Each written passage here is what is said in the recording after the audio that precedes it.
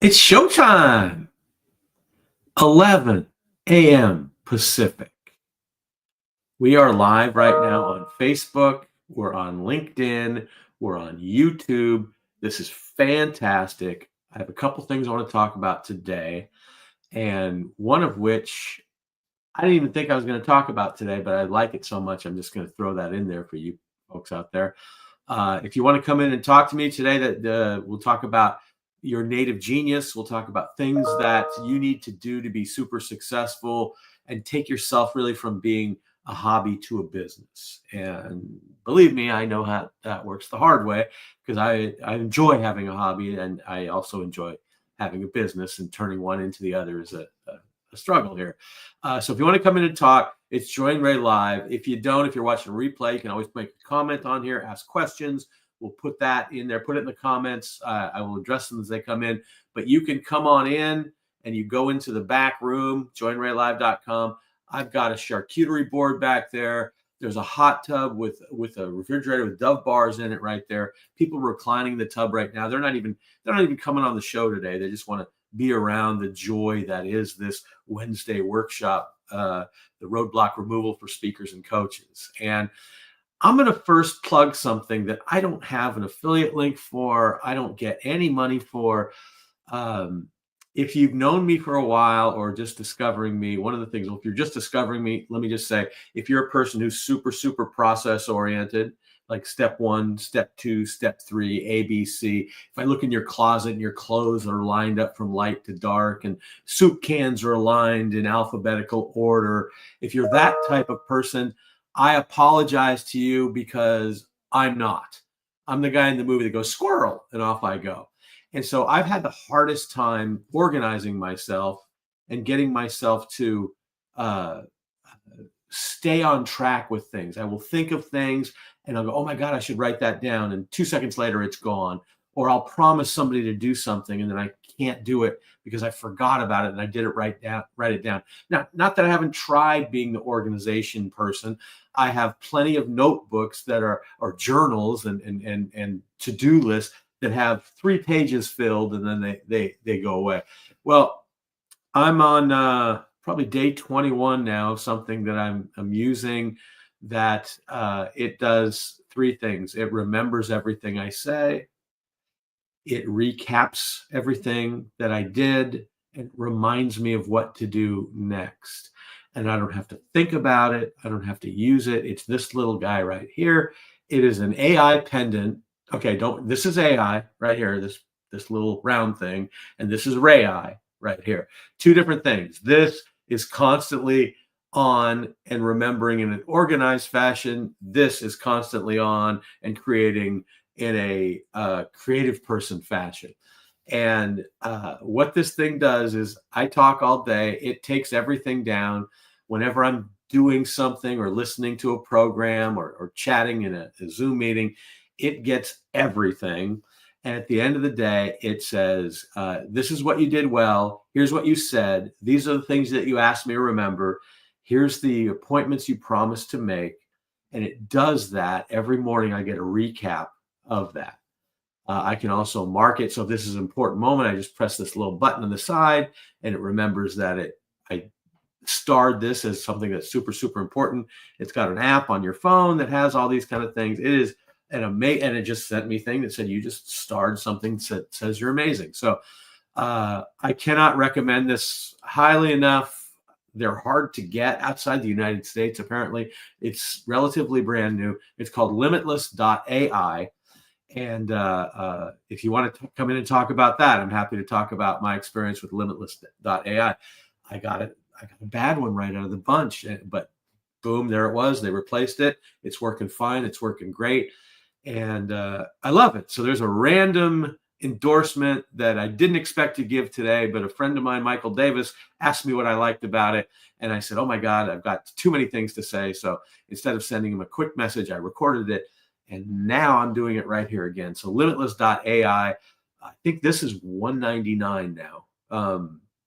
And there is a service, there's a free service that remembers things. I can get 20 hours a month, or I think for $229 or whatever it is, you get 100 hours a month, which probably is enough for me.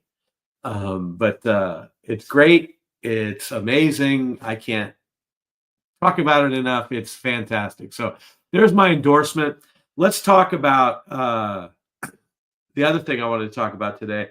Um, this is something that I struggled with, and this is something that I've seen so many entrepreneurs, solopreneurs, speakers, and coaches all struggle with. Is they have this brilliant idea, and you are great at what you do. Your native genius is so spectacular. There's nobody else that can do it, and yet you can't create a business out of it. Um, there's a lot of reasons behind that. I'm going to go over some of the most common here today. Uh, I used to do stand-up comedy, and I had a stand-up comedy mindset, which is not good for one side of my life. It's good for another side of my life, right? Uh, the stand-up comedy money mindset is that of walking into a club with 25 bucks in your pocket, going in, having a few beers, doing a set, walking out with $37, going, woohoo! Is this the greatest life or what? And it was a great life. And I actually made a living at it, which puts me in the top 0.5% of my profession. But that doesn't mean it was lucrative. That doesn't mean I bought a home on it. That means I lived and I survived, basically. And the brilliance of resilience is learning from your survival and never being beaten by the same mistake twice, right? So I had to break that, because what you think of, what I thought of, I just talk for a living. Everybody can talk. Who would pay for that? And in my mind, it wasn't worth anything. And so when I first started to work for myself, I decided to do a workshop, and I was going to do it for free. And then I was going to take the recording and I was going to sell the recording for like $47. And fortunately, I had just hired a coach, and the coach's coach told me, no, you have to charge for this. So I undercharged for it. I only charged $100 for the program I was doing. I did something called the humor algorithm. I broke down how to create humor and how to use it and why it works, how to make it, because it's not a brilliant skill. It's not a brilliant thing that you just have. It's a skill that you can learn, and I can teach it to you. And this was my whole idea. This was my $1 million idea. I'm going to take this into Silicon Valley, and all those kids that like their ones and zeros but hated the human interaction that went with it. That's what I was going to sell them. But I got 26 people to sign up for $100 each. So now I had some money in my pocket. And I did it again for $500. Then I did it for $1,000. And pretty soon I realized that, oh my God, this is something that works. I started doing another thing for $1,000. And I realized if I took that, and it's something I still do, it's something I call roadblock removal coaching, which is started out as laser coaching. But I realized the value of that in context of what people's work is really, if you can show them their transformation. We always talk about, never sell the product, always sell the result. Never sell your stuff, sell the outcomes. But it took me a while to figure out what that really means. So to transform my head about my native genius is what I realized, that I have to believe that my native genius is so unique that I can charge brilliantly unique pricing for it. And once you figure out that you can, then the sky is the limit, because there's no reason that any of us that work for ourselves should not have incredibly amazing, high-paying clients, because we can change lives. So the number one thing you have to believe is that your real native genius is so amazing, it's so unique that you can charge other people unique pricing for it, because of what it's going to give to the other person. We just don't appreciate it because it happens every day. And I'm a firm believer that no one has weaknesses. To me, what your weakness really is it's your strength on steroids. So one of the things about humor is you don't really, people that are funny don't really look at the logic of the idea. They look at the logic of the words. They see every piece of every word, and they create things that create surprise out of it, which do this whole nother story. I'll do another broadcast on that, on how to create the humor. But most people look at the logic of the idea. And when you're looking at your strengths, so my weakness is I'm disorganized. Well, part of the reason that I see so much and I come up with things so quickly is the fact that I'm disorganized because my brain moves in different fashions and it sees so many different things. I don't want to ruin that ability to see the pieces of everything. It'd be like if you look at the White House lawn. It's not a political statement. The White House lawn is perfect. It's green. It's gorgeous. But if you got in and looked at all the pieces, you'd see every little strand of grass. You'd see every weed that's trying to grow there, but they keep cutting it off. You'll see everything. You'll see the dirt that isn't perfect. You'll see all these things in there. You have to really look down at that level to find out, yeah, wait for it, what really bugs you. So you have to see all these little pieces. When you try to get in a business, people look at the business. Oh my God, it's a business. I don't know anybody. I can't get in. It's like your house is a solid object that keeps the world outside and keeps you safe inside your own house. Well, it's a solid object as far as most people are concerned, but water, ants, and mice find a way in. So that helps being disorganized, what you might call disorganized, but I look at it as creatively organized. That's a big skill for me. That's part of what I do, and it's how I do it. So I don't want to ruin that. I need to find a different way to organize. And when you see these pieces, you understand that that's unique. So I don't want to give that up. I want to feature that. Anything you think is a flaw, feature it and becomes something great they think about you. And so that's something, your uniqueness, that's huge. You believe that it's so unique, you can charge unique pricing. You need to look at the transformation that your customer makes. We'll get to the transformation in a second here. You have to believe that what you do is something that you do better, faster, smarter than most people. You don't have to be better, faster, smarter than everybody. You want to know that there are other people doing what you do, because if there's not, nobody's looking for you. So you need to know, oh my God, there's other people that do what I do. There's other people that can help people sell. There's other people that can get into people. There's other people that do all these things. Speaking wise, I can take your presentation. I can make it more impactful in a hurry. I can triple the amplification of it in one sitting and just kind of looking at things and changing things around. That stuff I'll guarantee, right? Because I know I can do it. I've done it in the past. But you've got to believe that you are that good that you can do those things. And part of that comes from working with people who are better than you, that show you, oh my God, you're so good. Over the past 5 years, I've worked with people that are way higher in the food chain than me, as far as business is concerned, as far as success in humor, in writing, in show business, in sales, in marketing, all these things. And they've all asked me for advice, which is confidence building. But it also shows, here's part of how you do that. Go to everybody you've ever worked with, talked with, and ask them, hey, what did I do for you? If there's one piece that's in my head that you would buy to put in yours, what is that? And you will get these amazing, remarkable comments about how good you are at something that you didn't even realize. And you've got to believe in yourself, but you've got to believe that you are this fast, brilliant, amazing person. And you are. I can show you how you do these things and what you do. It just takes someone else looking at it. If I speak live and I'm talking about doing things and getting better at things, I always ask this question. Okay, here it is. Who knows somebody who has been successful and gotten successful all by themselves? Raise your hand. And no hand ever goes up. I sit there and say, oh, wait, because it's never happened. You need somebody else to see what's going on inside your mayonnaise jar. And I believe I'll always love Denise Graziano for saying this. You can't read the ingredients on the label from inside the jar. So that's why you need help. That's why you need coaching. So you have to believe that your native genius is so unique that you can charge unique pricing.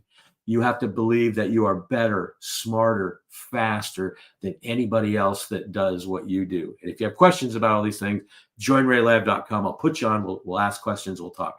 The third thing, very, very important for you being able to sell yourself and create your business around this, is that you have to have an abiding belief, like an abiding conviction. This is like the beyond a reasonable doubt explanation that attorneys give you. You have to believe in your heart that what you do is transformational for your client. And when it's transformational for your client, then you can create this business because you can take people that you've seen make this amazing change and they will pay you money for it. They will flock to you and they'll bring friends. They'll refer people to you. That's what you have to do. It also helps you sell. I know for a fact that people that hang out with me on a regular basis sell more stuff. I show them ways in. I show them how to present things. I show them how to look at it in a different advantage, how other people get things from that. It's just something that I've worked on and I've done since I was in Little League, selling candy bars and selling seeds door to door as a 6-year-old kid, right? I just hung around with my brother doing that. These are things that I know how they work and how they can work for you. I know that. I'm not worried about that. I know the transformation. So if I sit down and I talk to you about what I can do for you, I have an abiding conviction that this works. I know it pays off for you in the long run. Where we get in trouble is we don't look at that belief in ourselves and the transformation, and we don't think it's something that is earth-shattering for other people. And so when we sell, when we really, and I don't even call it selling, if you remove the roadblocks that get in the way of people buying from you, they will buy without you ever asking to sell. And the number one objection I hear from entrepreneurs that will say things about, I love to coach, I love to speak, but I hate selling. I hate marketing. And they'll talk about, well, I do this. I have an amazing speech and we talk about innovation and the world changes because of this. And it's only $5,000. And they go straight into Bandcamp mode. Well, if you believe that what you do is transformational, then you should also believe that if you don't give people an option to come to you to learn more about what they could do to change their lives in a better way, you're hurting the world, you're being selfish.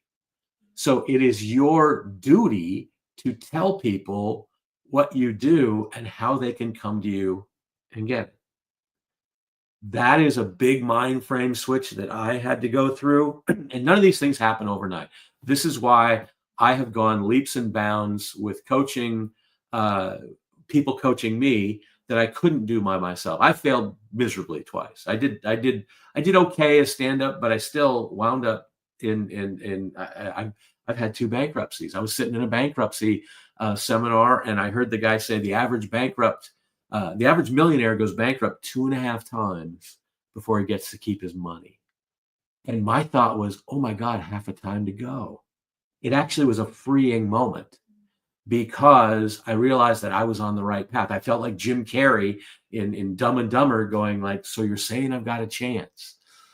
I was liberated by that, and I took it, I ran with it, and I haven't looked back since. So it's an amazing thing that when you believe this and you have the way to reframe your mind, you have to reframe it to tame it. Your mindset is really the only thing. If you've got this transformational native genius that you can work with people on, it is your mindset that is stopping you from taking it being something that's a hobby into something that you can live on, you can buy a house with, you can use. And I've walked in the shoes of those that haven't made it. I've walked in the shoes that people thought about starting and didn't. I've walked in the shoes of people that started it, failed miserably, but wouldn't give it up. So I can show you where all the potholes are on this journey. And I'd love to help you out there. Every Wednesday I'm here, I'm talking about things like this. It's really, really important that you believe that what you do is so great. If you don't believe in that, then it'll never go outside of a hobby. Here's some ways to know that people really like what you're talking about, but don't see it as a business yet. That means you haven't been able to communicate it. If you get, wow, that really sounds amazing. This is so interesting. You've given me a lot to think about. Wow. Have you ever thought about doing that as a business? Or if you're a speaker and you're at an event, people go, wow, you're so much better than that keynote we just watched. You should do this for a living. Well, that's probably a sign, any one of those things, that you don't fully believe in your native genius. And I am more than willing and happy to talk you through that. Uh, Anybody wants to, I'll put my calendar in the comments on this thing when I'm done. But anybody that wants to book a quick chat with me, I'll be more than happy to talk about you and your business and what can happen. I'll tell you about some of the things I did, some potholes to avoid. I want people to succeed in this. There's over 20,000 speaking opportunities a day in the United States, and that's something that we all can use as something to leapfrog our business. Even if you're not a speaker per se, you just coach. If you can speak and talk about your business, which we all have to do, it is part of the process. So if you get paid to speak, that's great. If you're a coach or someone that has a business to sell, everything is sales. Everything is connection. Everything is human interaction. We've lost 5 years of human interaction, but you need to understand how to do these things to get where you want to go. And love to help you out. I'm here every Wednesday. We got some great guests coming up. We've got Ann Carden coming up. Avital Spivak is coming up. Lisa Rothstein releasing a book in May. Fantastic guests coming up. Look for them. If you'd like to be a guest and you think this is good, boom, let me know. I would love to have you as a guest. 11 o'clock Wednesday. I'm doing it's a visibility velocity. It's about podcasts. It's a convention thing. I'm one of the featured podcasters on there, and I'll be booking guests with that. So things are rocking and rolling. A lot of good offers going out there. Let's talk. Come on in. I love you guys. This is amazing. I'll see you next Wednesday. All right. Have a good one.